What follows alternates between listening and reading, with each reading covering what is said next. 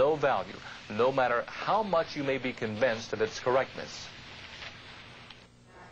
The elements discussed so far, character, point of view, setting, plot, and theme, deal with the larger issues in works of literature. They are especially important in longer works like novels, plays, and short stories. There are other elements that are especially important in poetry. Contrary to what many think, there is really no sharp distinction between poetry and other forms of literature. Poetry does not have to rhyme or be arranged in stanzas. Some novels and even parts of the Bible are poetic, while a verse that begins, "Roses are red, violets are blue," is not. Poetry is simply the most condensed and most concentrated form of literature. It says the most with the least number of words. Because wording and language are so important, one way to understand literature, especially poetry, is to look at the language itself. For example, what picture comes to your mind with the words cotton candy, roller coaster, hot dogs, and sawdust? Probably a fair or circus. Now what do you picture? Leaky faucet, cracked plaster, bare light bulb, and a for sale sign. An old house in disrepair? In neither example was the name of what was being described mentioned. Yet a picture or image probably appeared in your mind. When particular words or descriptions form mental pictures, the writer is using imagery. By using words that appeal to your imagination, writers can make the work more vivid. Take Robert Browning's poem, Meeting at Night, for example. A tap at the pane, the quick, sharp scratch and blue spurt of a lighted match. A vivid picture of a simple event. Tennyson's poem, The Eagle, is built almost entirely around images. He clasps the crag with crooked hands, close to the sun in lonely lands. Ringed with the azure world he stands. The wrinkled sea beneath him crawls. He watches from his mountain walls, and like a thunderbolt he falls. This language is more than descriptive. It causes our imaginations to participate in the event by producing pictures in our minds. Just as we do when we sit by a fire and conjure up images from the open flames. A piece of burning wood turns into an animal. A flame becomes a face. Some of the same processes are at work when a writer uses figurative language. Notice that the last line in Tennyson's poem contains the same type of comparison. And like a thunderbolt, he falls. A comparison of two unrelated objects. Using the words like or as is called a simile. This kind of comparison is effective because you must make the connection yourself. Another type of figurative language is metaphor. Here an author equates one thing with another without the words like or as. We all use metaphors in our everyday language.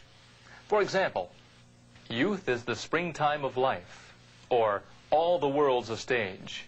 These are simple one-line comparisons. But a poet or writer of fiction may use an entire story to stand as a metaphor. Take William Faulkner's short story, A Rose for Emily, for example. On the surface, or literal level, this is a story of a woman who poisons her lover and keeps his body in a room of her house. On another level, the entire story may be interpreted as a metaphor for the decline of the South after the Civil War. The use of symbolism is another way for writers to give their works deeper levels of meaning. A symbol is simply anything that stands for something else. It is something that means more than what it is. A rose, for example, has long been accepted as a symbol of love. Our daily lives are filled with symbolism. What did these symbols bring to mind?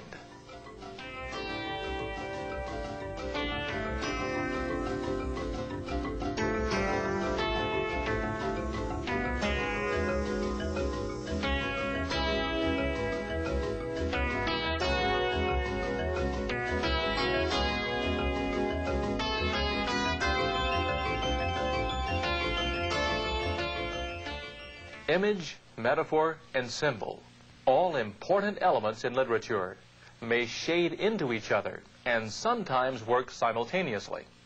Recognizing symbols in literary works requires careful reading and some common sense. Symbols become important only after you fully understand the story or poem on a literal level. If a particular object, action, or character is repeatedly mentioned and seems to suggest a dimension beyond the literal, test it by looking for additional meaning. Many elements, subtleties, and variations can be found in literature. This lesson has covered only a few. When reading and writing about literature, look for the elements we've discussed. Ask yourself those important questions and look for evidence to support your ideas.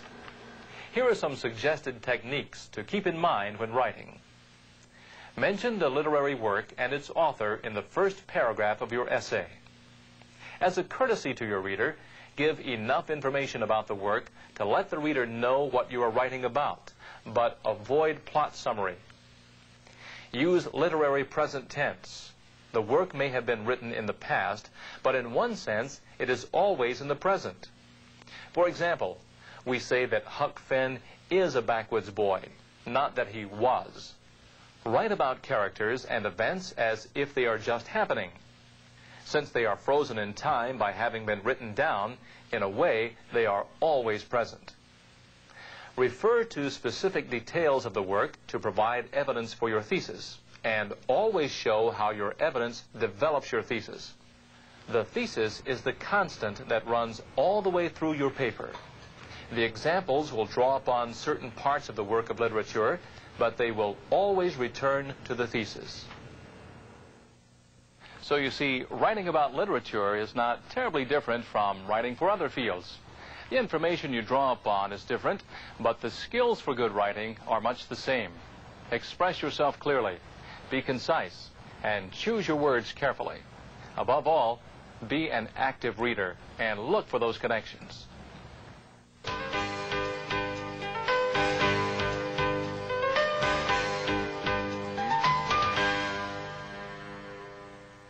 To gain practice in identifying a plot line, let's look at the familiar children's story, Jack and the Beanstalk. Beginning situation. A young boy, Jack, lives at home with his widowed mother. There is little food and no money for the poor family. The family cow is their most valued possession. When the cow stops giving milk, Jack's mother asks him to take the cow into town to sell. Complicating events.